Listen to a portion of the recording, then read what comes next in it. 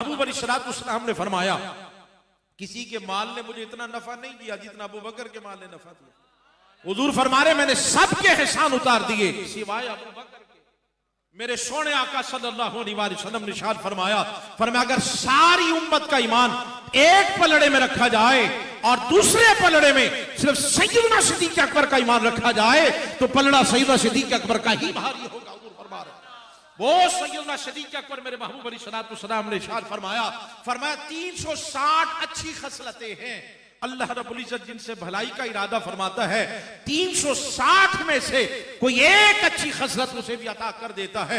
हजरत सैयदना सिद्दीक अकबर भी वहां पर मौजूद अदब से खड़े हुए हाथ बांधे अर्ज करते हैं या रसूल अल्लाह सल्लल्लाहु अलैहि वसल्लम जो अभी आपने इरशाद फरमाया है 360 खसलतें अच्छी खसलतें हैं अल्लाह जिनसे भलाई का इरादा फरमाता है उन्हें एक अता कर देता है।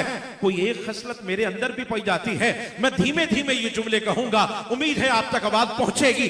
मेरे सोने आका सल्लल्लाहु अलैहि वसल्लम ने इरशाद फरमाया ऐ सैयदना सिद्दीक अकबर एक तू ही तो है कि जिसके अंदर 360 की 360 सारी खसलतें पाई जाती। वो सैयदना सिद्दीक अकबर रज़ी अल्लाह ताला अन्हु उनका महीना है।